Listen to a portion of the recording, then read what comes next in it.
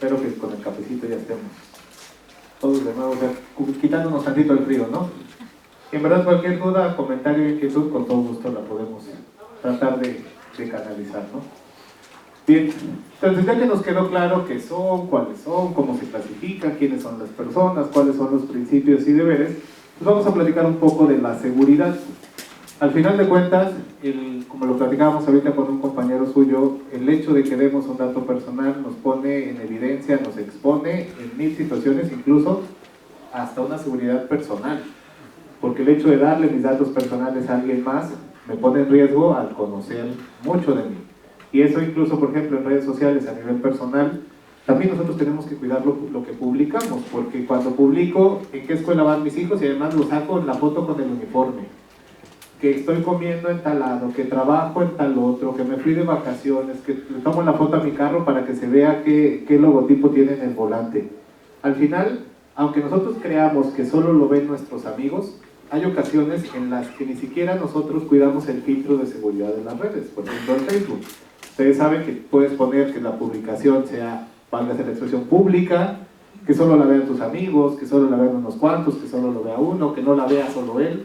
Pero al final, a la hora que alguien comparte nuestra publicación, si el filtro no está adecuado, a la hora que se comparte se vuelve público. O un amigo de un amigo me ve, y desgraciadamente, y hablando de tasas de seguridad, los secuestros generalmente son hechos por aquellas personas cercanas a la víctima. Mentira que un maloso va a agarrar a ver, ahora voy a ver a quién, ¿no? Muchas veces, y no porque nuestros amigos lo sean, sino estamos dando ese tipo de información. Entonces procuremos un poquito desde nosotros, y a eso se nos habla a nivel personal, desde nosotros blindarnos en ese sentido. Ahora, ¿seguimos? ¿Cómo vamos a cuidar nosotros como ente público la seguridad de los datos personales de aquellas personas que los dejaron en nuestro poder? Pues lo vamos a hacer a través del aviso de privacidad, que vamos a ver dos, un simple y un integral. Lo vamos a hacer también a través de un sistema de datos personales y de un documento de seguridad. Por supuesto que a estas alturas, yo les quiero compartir que tan solo México o Latinoamérica en relación con países europeos, tenemos 30 años de diferencia en materia de protección de datos. Hoy, por ejemplo, ya tenemos muchas solicitudes de información y tenemos pocas solicitudes de datos personales, y ahorita vamos a ver cómo son esas solicitudes. Pero ¿por qué esa diferencia?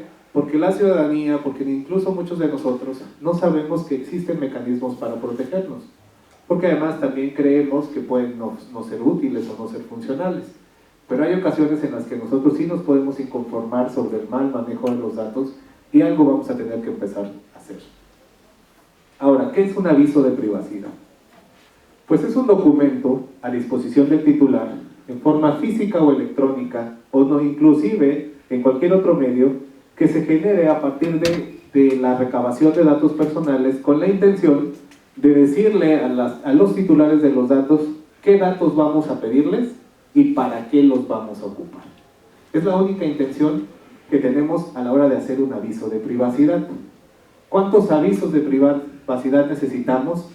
¿Cuántos y tantos aquellos procesos de nuestro actuar público recaben datos personales? Pero también es cierto que como todos somos un titular, por ejemplo, cuando nosotros revisamos los avisos que había en la Secretaría, había un aviso de privacidad de los cursos que da Servicio Público de Carrera, un aviso de privacidad de los cursos que da Planeación, de los cursos que da Transparencia, de los cursos que da... Ahí ya es innecesario. Solamente se hace un aviso de privacidad de los cursos que se dan dentro de la Secretaría de Finanzas, porque al final había que tener en cuenta que el responsable es la Secretaría de Finanzas, ¿no? Entonces, ¿cuántos avisos de privacidad tenemos? Hoy tenemos 32, nosotros aquí en la CEFIPLAN. Ustedes como Subsecretaría de Planeación manejan dos particulares de ustedes, pero al final los utiliza toda la Secretaría. Acabamos de hacer uno nuevo porque teníamos un aviso de privacidad para el emplacamiento, pero no teníamos para el reemplacamiento. Y son esas cosas que se van presentando en el camino, que lo único que les dije, ¿saben qué? No tiene caso que tengamos 5 o 6 avisos en recaudación, vamos a hacer uno solo, que sea un aviso de privacidad de todos los trámites realizados en las oficinas de Hacienda. Y ahí sí, protegemos a todos, si en placas, si no en placas, todo lo que hagas va a estar ahí. Entonces nosotros, cuando ustedes hagan un proceso de recolección de datos personales, tienen que tener el aviso de privacidad. Y no es que lo vayan a crear, a lo mejor ya está. O como lo he platicado, a lo mejor hace falta agregarle algo, quitarle algo. ¿Cuándo se puede hacer o modificar? En el momento que nosotros queramos. ¿Cuál es el trámite para hacer esto? Bueno, pues el trámite es el área usuaria, el área generadora y protectora de los datos, le pide a la unidad de transparencia, se actualice, se revise, se revoque o se cree un nuevo sistema. El comité de transparencia, que ¿saben quiénes integran el comité de transparencia? ¿Lo han oído hablar? ¿Sí? Todo sujeto obligado, en este caso Serviplan, el MAC tiene un órgano rector en materia de transparencia, que por supuesto no es el de la unidad, sino es un órgano que está integrado, en este caso, por los 4 subsecretarios, el coordinador de asesores, y lo preside el procurador fiscal, y el jefe de la unidad de transparencia es el secretario de ese comité. Y entonces todas las cuestiones que la ley requiera una aprobación superior, tiene que haber una sesión de comité y tiene que ser aprobada por los miembros del mismo. En este caso, por eso es que nosotros le decimos al comité, oye, voy a crear un sistema de datos y un aviso, voy a modificarlo. ¿Por qué? Porque se entiende que esos funcionarios, quien ocupe esos puestos, tienen la responsabilidad mayor de que se revise estas cuestiones de transparencia. ¿Vale? Nada más era como mero, para que todos lo entendamos. Ahora, ¿qué va a tener el aviso de privacidad? Lo vamos a platicar rápidamente. Estamos hablando que hay un integral y hay un simplificado. El integral recibe el nombre de integral porque tiene todos los puntos que marca la ley. Y el simplificado es, como su nombre lo indica, un resumen donde te va a decir dónde puedes consultar el integral, ¿no? Es como la ventanita que te va a mandar el otro, porque a veces por cuestiones de espacio no podemos tener el integral completamente. Y entonces, vean que el primer punto que nos marca la ley de un aviso de privacidad es la denominación del responsable. En este caso, ¿qué nombre tendría que ir ahí? Si estuviéramos haciendo un aviso de privacidad, ¿qué nombre le ponemos ahí? ¿Cuál dijimos? ¿Quién es el responsable? Secretaría de Finanzas. ¿Vale? Entonces, por eso es que les decía que no tenía razón de ser que cada área tuviera su propio sistema en caso de capacitación, cuando al final de cuentas el responsable es el mismo, Secretaría de Finanzas. Todos nuestros avisos de privacidad dicen Secretaría de Finanzas. Número 2, el domicilio. Número 3, las finalidades para las cuales se obtienen los datos personales, distinguiendo aquellas que requieran consentimiento del titular. Por eso es que cuando la finalidad cambia, ¿qué tengo que hacer? Cambiar o modificar mi aviso de privacidad. Y caigo en el mismo ejemplo. Si ahora también voy a ocupar los datos para otro fin, le voy a agregar un fin, modifico mi aviso de privacidad. Número 4, aquellos datos que serán sometidos al tratamiento, identificando aquellos que son sensibles. ¿Qué pasa aquí? Hay un dato que se ha vuelto también personal y electrónico, que no venía en la lámina porque aún la ley no lo tiene, pero ya hay un criterio que lo tenemos que incorporar, es nuestra dirección de red social. La @ tal, el Facebook tal, el Instagram tal, el Twitter tal, ya también es un dato personal electrónico. Si nosotros, además de publicar, vamos a etiquetar, también lo tenemos que tener en nuestro aviso de privacidad. Si solo lo voy a compartir, pero no voy a etiquetar, no hace falta que los tenga. Recordemos el principio de proporcionalidad. Si no lo voy a ocupar, ¿para qué lo pido? Pero entonces, en este punto 4, donde yo digo qué datos voy a ocupar, tengo que agregar la dirección de la red social.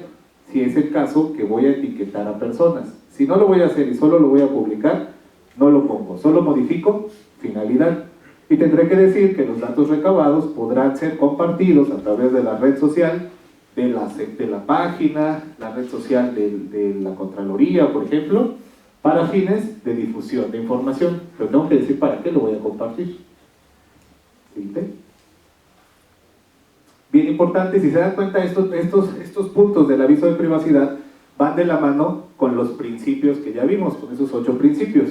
Por eso en el punto 5 nos pide el fundamento legal que faculta al responsable para llevar a cabo el tratamiento de los datos personales, y algo que vamos a también a ver, la transferencia de datos personales, que en su caso se efectúe con autoridades, poderes, entidades, órganos y demás. ¿Qué quiere decir entonces? Que en materia de datos personales también es posible la transferencia. ¿Qué es esto de la transferencia? Cuando tú me los das a mí, Secretaría de Finanzas, pero yo se los voy a pasar a otra entidad distinta, a otro sujeto obligado distinto. Por ejemplo, los recaba Cefiplan, pero se los pasa a la Contraloría General del Estado, porque es una función de coordinación. ¿Se puede? Por supuesto que se puede. Solo que en este apartado donde dice transferencia, ahí tengo que tener claro que los datos personales recabados por la Cefiplan podrán ser trasladados a la Contraloría General del Estado para los fines propios, ¿no? Entonces sí se puede, solo que tiene que estar aquí. Si de repente se firma un convenio de coordinación y además de la Contraloría se las voy a dar al ORFIS, ¿qué tengo que hacer? Modificar mis datos personales. La transferencia es las dependencias con las cuales yo voy a interrelacionar, dependencias ajenas a la institución. Entonces, si en sus procesos, en sus distintas áreas, hacen esa transferencia, hay que cuidar que estén aquí. Ahora, el punto 6 también dice que cuando se realicen datos personales y requieran el consentimiento, pues también se tendrá que informar, lo que ya vimos, ¿no? Las autoridades y poderes, órganos y organismos gubernamentales de los 3 órdenes de gobierno, las personas físicas o morales a quienes se van a transferir. ¿Y para qué lo transfiero? Es importante, es válido, solo lo tenemos que tener claro. Porque recordemos el principio de la información. Si tú eres una persona que participas en mi comité y aquí está el dato, aquí está el aviso de privacidad y dice que yo lo iba a transferir y de repente vienes y te inconformas, tácitamente ya habías dicho que sí, ahora te aguantas, ¿no?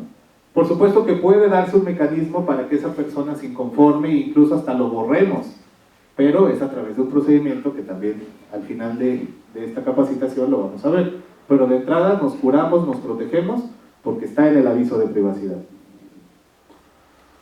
Ahora, el punto 7 son los mecanismos y medios disponibles para que el titular pueda manifestar la negativa del tratamiento de los datos, que la transferencia de los datos. Puede ser que yo no quiera participar, que yo sí quiero participar en la acción, pero no quiero que mis datos anden publicados.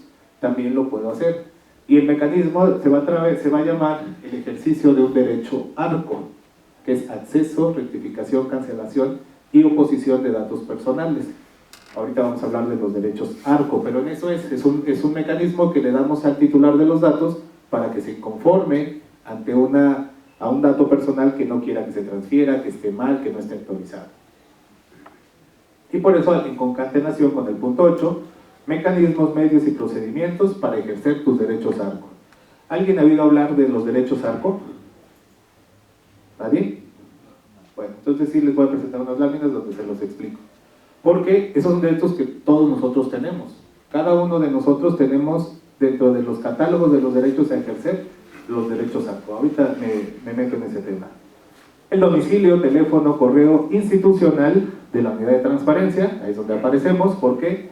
Porque somos los responsables de tutelar el derecho ARCO de las personas. Cuando hay un tipo de procedimiento, es a través de la unidad. Número 10. Medios a través de los cuales el responsable se comunica a los titulares el cambio de aviso de privacidad. En este caso, por ejemplo, la Secretaría no hace falta que vaya a notificar de manera personal a los individuos, a la ciudadanía. Basta con que lo publiquemos en el portal institucional de la Secretaría y con eso es suficiente para dar a conocer a los demás. Hasta ahí, esos puntos son del integral. Si se dan cuenta, pues contiene punto a punto todo lo que estamos viendo. A diferencia de este, en el simplificado simplemente va a decir el nombre del responsable, siempre importante la finalidad.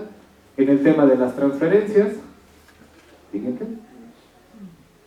los mecanismos y lo que les decía hace un rato, el sitio donde vamos a poder encontrar el aviso de privacidad integral. Esto es como una carátula que luego a veces ponemos cuando no tenemos tanto espacio o los mandamos a publicar. Si quiere consultar nuestro aviso de privacidad, consulte tal, ¿no? Incluso cuando ustedes han hablado a unos comercios, empresas y todo, ¿qué nos dicen en la grabación? Invitamos a que conozcan nuestro aviso de privacidad. Es esto, lo que están haciendo ellos es el aviso simplificado que nos lleve a una integral. ¿Y qué pasa? Que como nosotros no lo consultamos, pues estamos aceptando lo que está escrito ahí. Ahora, también les hablé que a diferencia de que adicional a los avisos de privacidad, tenemos lo que se conoce como sistema de datos personales. La verdad es que el nombre que se inventaron en la ley pues no es como muy claro, pero al final el sistema de datos no es otra cosa más que el contenido de los archivos de un sujeto obligado que puede comprender el tratamiento de una base de datos. No es otra cosa entonces más que una base de datos. No quiere decir que yo voy a crear un sistema informático, no. El sistema de datos es justamente eso, todo ese proceso que viene desde la recolección de datos hasta el uso que les doy, el almacenaje de los datos. Eso es nuestro sistema de datos. ¿Qué quiere decir entonces? Que por cada sistema de datos yo tengo un aviso de privacidad. En este caso, por ejemplo, aquí traigo el de ustedes, bueno, creo que es uno de los que ustedes tienen, que se llama Sistema de Datos Personales del Programa de Trabajo de Contraloría Ciudadana de la Secretaría de Finanzas y Planeación. Este es un sistema de datos que maneja la subsecretaría de ustedes. Y en ese sistema, de este sistema, nos va a decir de cómo se recaban, quién los recaba, incluso en este sistema, a diferencia de privacidad,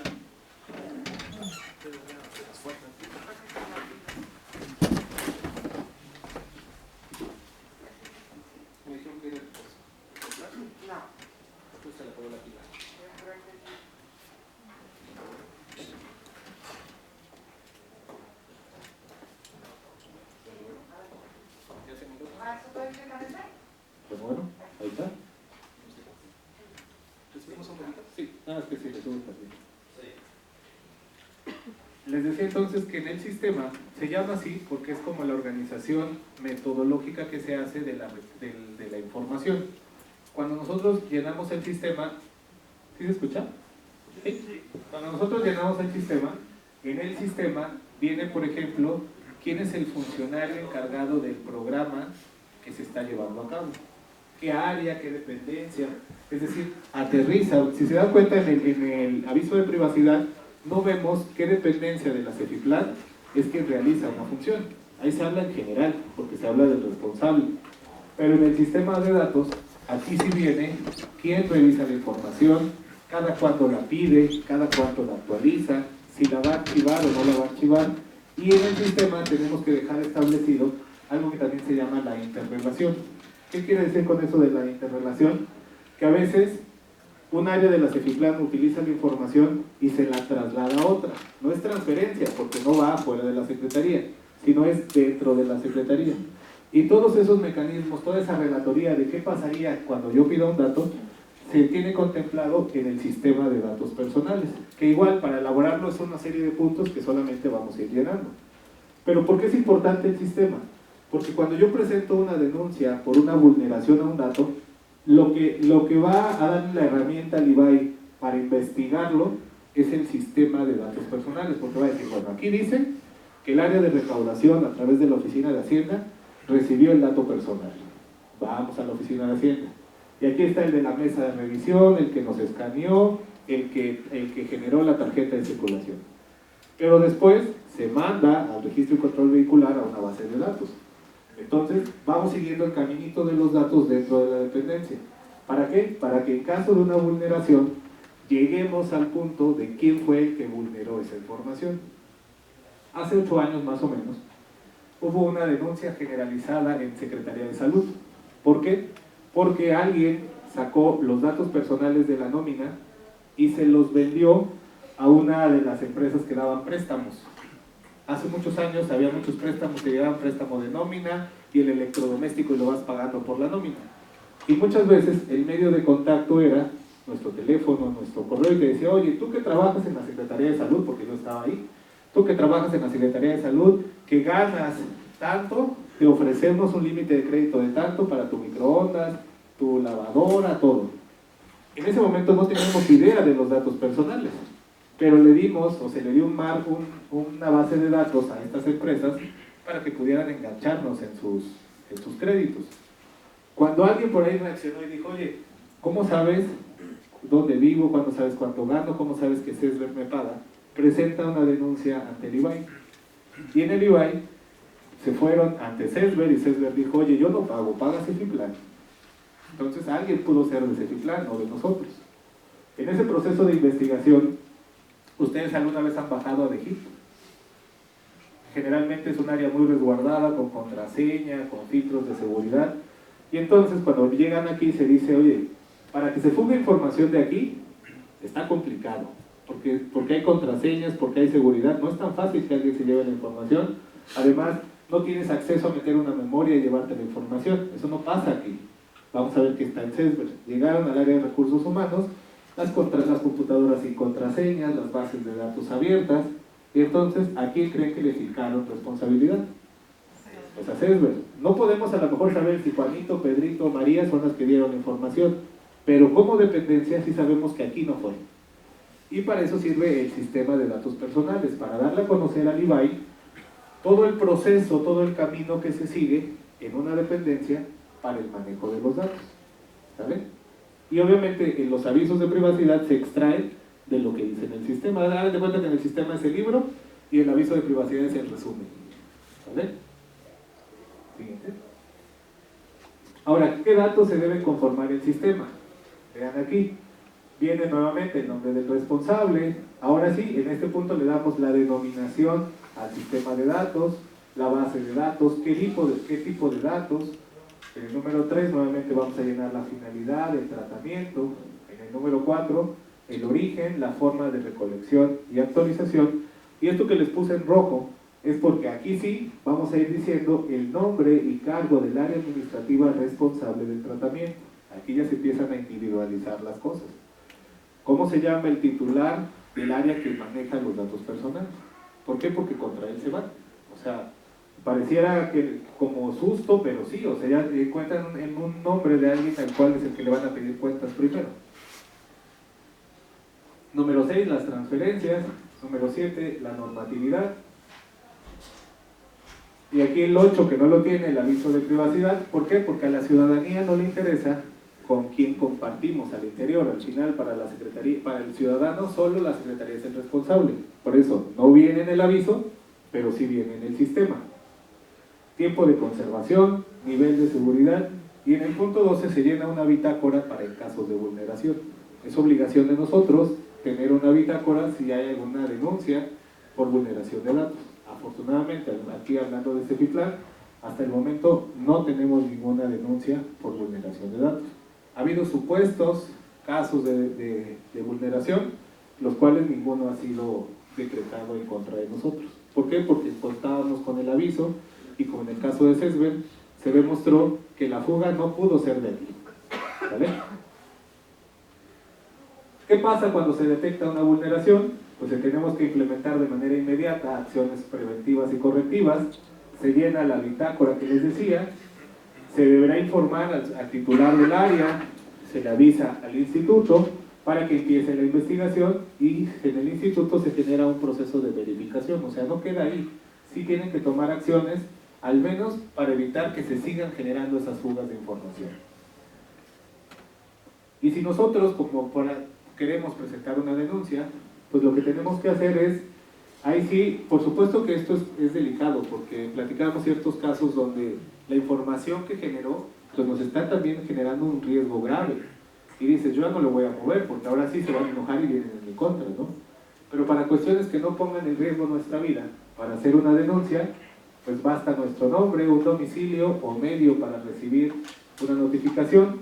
Hacemos una relatoría de los hechos, ¿no? Recibí llamadas de una empresa que tiene mi nombre, mi salario y mi adscripción, y por lo tanto, de entrada denuncio a la Secretaría de Salud. Y obviamente presento una firma, o ahora ya también se puede hacer a través de un sistema electrónico donde no pongo la firma, simplemente lleno un formulario en internet, se presenta la denuncia y le corresponde al Instituto Veracruzano, en este caso, generar las diligencias de verificación. Y les digo, siempre llegan a la unidad, lo primero que nos piden, dame tu sistema de datos. Y pareciera como mapa, van punto a punto, siguiendo el caminito de los datos personales. También es cierto que hay ocasiones en que el instituto tendría que actuar de oficio. Si se comenta, si hay notas ahí que están saliendo donde se están vulnerando los datos, tiene facultades el IBAI de presentarse con nosotros y hacer una investigación de oficio. Ya lo hicieron en el 19 con el tema de las oficinas de Hacienda. En ese momento teníamos un sistema de datos exclusivo para el alta de vehículos y con ese la salvamos. Las denuncias, bueno, se presentan en escrito libre, formatos abiertos o medios electrónicos. Y también es cierto que cuando una denuncia no vaya completa, el IBAI nos puede ayudar a solucionar aquello que le esté faltando. Ustedes son los expertos en este tema. ¿Sí? Ahora, les decía que si ustedes sabían acerca de los derechos ARCO, porque si no, pues era oportuno rápidamente que se los comentara. Como vemos, si recordamos esa lámina donde les puse el artículo 16 de la Constitución, decía que toda persona, ni siquiera ciudadano, habla de persona, toda persona tiene derecho al acceso, rectificación, cancelación y libre oposición de los datos personales. Desde ahí que se crean este catálogo de derechos que pocos conocemos. Pero si se dan cuenta, estos derechos que se conocen en el medio como ARCO y que próximamente en una reforma se van a llamar ARCOP, se les va a agregar una P, porque ahora también ya se va, por eso les agregué yo la portabilidad. Vamos a conocer que nosotros, a donde hayamos dejado nuestros datos, o los ciudadanos que hayan dejado los datos con nosotros, tienen derecho a acceder a ellos, por eso la A rectificar aquellos datos que nosotros estemos publicando mal, a cancelar aquellos datos que ya terminaron su uso y yo los sigo publicando, o a oponerme al uso que le están dando a mis datos. Y próximamente a la portabilidad. ¿Qué es lo de la portabilidad? Que ahora yo doy mis datos en una base de datos electrónica, pero se pueda transmitir a otra en un formato libre. Ahorita que lleguemos a eso se los explico. Entonces dice aquí que como titular de tus datos personales tienes derecho a acceder a ellos, rectificarlos, solicitar que se eliminen o cancelen, así como oponerte a su uso. A esos derechos, les decía, se conocen como derechos ARCO, que están reconocidos en el artículo 16 de la Constitución. Y vamos a platicar rápido de acceso. ¿Se acuerdan hace unos años cuando ustedes necesitaban un estado de cuenta bancario, todo lo que tenían que hacer? Recordarán más o menos 5 años, si de repente querían pedir un crédito, querían solicitar una tarjeta y que les iban a pedir tus últimos 3 estados de cuenta y por alguna razón no los tenías, ¿qué teníamos que hacer? Ir al banco, con el ejecutivo, pagarlo en ventanilla, regresar, que se los impriman. Exacto. Tenerlos a la mano. Y vean que me estaba cobrando el banco por acceder a mis datos personales. Y entonces con esta reforma a la Ley de Protección de Datos se les dijo a las instituciones bancarias a través de la ley federal, los datos que tú estás manejando, si compró, si no compró, ingresos, egresos, son datos de tus clientes. ¿Por qué les cobras si son de ellos? Es un procedimiento, estás accediendo a su expediente, es un derecho que ellos los tengan. Por eso es que ahora, ya desde una aplicación, ¿no?, te llegan a tu correo, ya es más fácil obtener tu estado de cuenta, porque ya se entendió que son nuestros.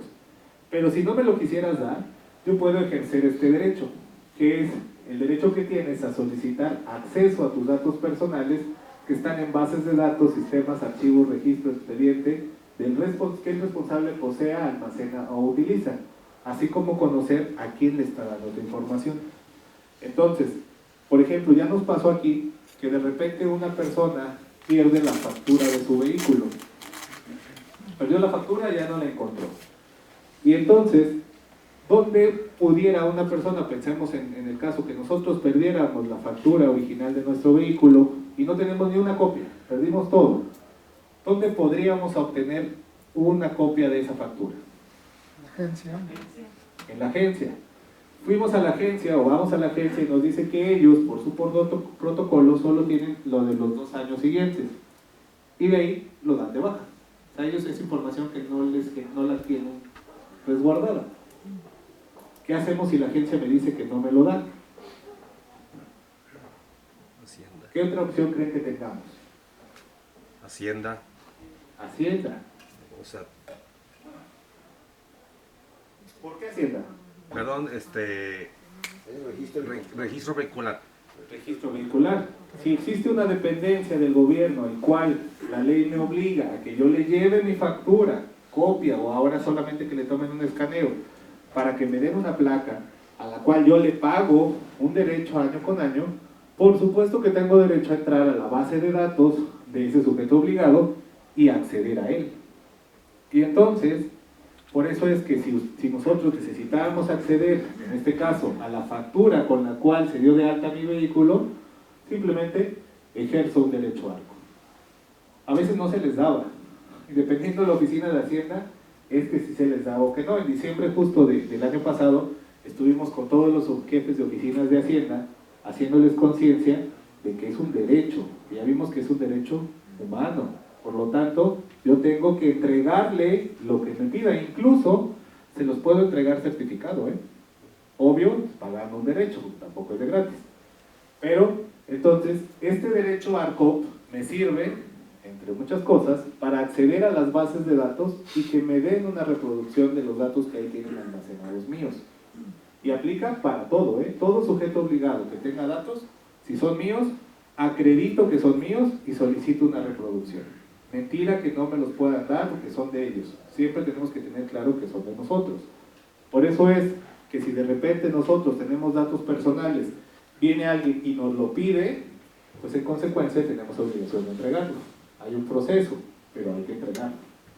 Y por eso entonces les digo, el ejemplo más claro es el banco, ese cambio que nosotros podemos sentir de cómo ahora sí me lo dan más fácil. No fue que ellos quisieran, fue que entendieron que era una obligación legal. Ahora también el derecho de la rectificación. Es el derecho que tienes a solicitar la rectificación o corrección de tus datos cuando estos estén inexactos, incompletos o se encuentren desactualizados. En otras palabras, puedes solicitar que cualquiera que posea o utilice tus datos, pues los corrija. ¿Vale? Por eso incluso también ahora es más fácil, incluso en el registro civil, hacer una corrección simple de nuestro nombre. Antes había que hacer un procedimiento jurisdiccional, te tardabas años con tal de que te quitaran un nombre que había sido error que te lo pusieran, ¿no? Ahora ya es más fácil, ¿por qué? Porque se entiende que es un proceso administrativo, que pudo haber existido error y que lo puedes corregir a través de un procedimiento de rectificación de datos. ¿Vale? Cancelación. Así como tenemos derecho al acceso, a la rectificación, también tienes derecho a solicitar que aquellos datos personales se eliminen de los archivos, registros, expedientes, sistemas, bases de datos que el responsable posea, almacena o utiliza. Aunque hay que tomar en cuenta aquí que no en todos los casos procede la cancelación. ¿Por qué? Porque hay ocasiones en que la misma ley exige que mi dato personal esté. Hay que esperar a que pase el tiempo que marca la ley para quitarme. Oye, yo soy director, pero no quiero aparecer. Cancélame, porque se va a dar cuenta alguien y me va a querer cobrar más pensión. Mejor cancélame tu base de datos. No, pues ahí no va a proceder. Puedes hacer tu proceso, pero no va a proceder. Lo que sí procede es que cuando te esté llegando, que les llegue información a sus correos electrónicos, ahora ya, esas páginas que les mandan, de acuerdo a la ley, tienen que poner un recuerdo donde dice cancelar suscripción. ¿Para qué? Para oponerte a que te estén utilizando tus datos y que te esté llegando esa información. ¿Vale? Los famosos spam. Ahora, la oposición, y aquí es en el que más, a mí más me divierte porque me he puesto a pelear con varios por esto. El derecho que tienes para solicitar que tus datos personales no se utilicen para fines o para que se concluya el uso de los mismos, para fin de evitar un daño a tu persona. ¿Cuántos no reciben llamadas a las 7 de la mañana, a las 10 de la noche, a las 12, sábados, domingos? Porque Pedrito no pagó en el Coppel y me dejó de su referencia personal. Aquí, ¿por qué hay oposición? Porque sí, fulanito te dio mi nombre, pero te dio mi nombre como referencia. No te dio mi nombre para que me cobraran, ni mucho menos para que yo vaya a pagar por él. Entonces, me opongo a que sigas utilizando mis datos y me estés llamando. No sé si a ustedes les pasa, pero a mí me pasa seguido. Tengo mi teléfono AT&T y Telcel me habla o me hablaba casi todos los días, pero además, ¿cuánto recarga al mes? Y le ofrezco, oye, pero a ver, espérate, yo ni soy Telcel. Bueno, ¿por qué no es? Pero entonces por eso lo invitamos a que sea. Entonces, la verdad es que aquí yo como me peleo con ellos, lo primero que les digo, a ver, pásame tu aviso de privacidad. ¿Dónde puedo consultar tu aviso de privacidad que dice que tienes derecho a utilizar mi número?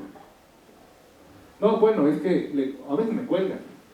Pero le digo, necesito tu dato personal. O me borras de tu base de datos, metes el reporte con quien lo tengas que meter, o voy a presentar una denuncia por vulneración a mis datos. Yo a Telcel ya lo denuncié, por eso es que ya me sé el procedimiento. Porque me hablaban todos los días para cambio de Telcel. Entonces presenté ante el INAI una denuncia contra Telcel por el uso de mi número telefónico.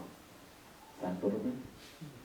Y ya estoy por hacerlo con Coppel, porque no faltó a quién se le ocurrió dar mi nombre y que me estén hablando de Coppel para decir que el hombre no ha pagado.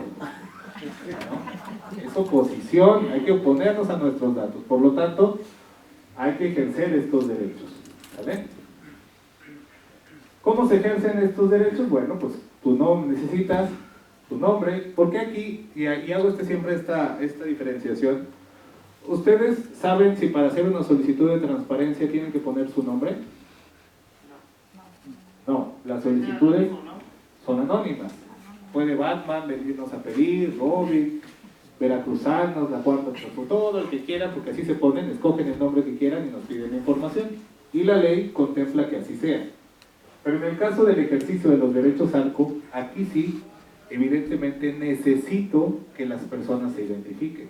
Porque si te voy a dar una factura original o una copia certificada de la factura de tu vehículo, pues tengo que cerciorarme que seas el titular de los datos personales. Si tú te estás oponiendo, pues necesito que me acredites. Por eso, a diferencia de un derecho de acceso a la información, en el caso de los derechos ARCO necesito el nombre y los documentos que acrediten la identidad.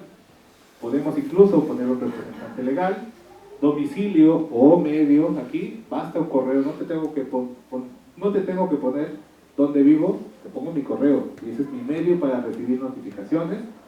Hago una descripción clara y precisa del derecho que me estás vulnerando, del derecho al que estoy accediendo. A ver, yo vengo ante ti, INAI, a solicitar la oposición a que tal tienda departamental, bueno, ahora ya sé que en el caso de Telcel se llama Radio Móvil DIPSA SADCB, tengo que venir a interponer un procedimiento porque me hostigan a mi teléfono, que es mi dato personal, para cambiarme de compañía.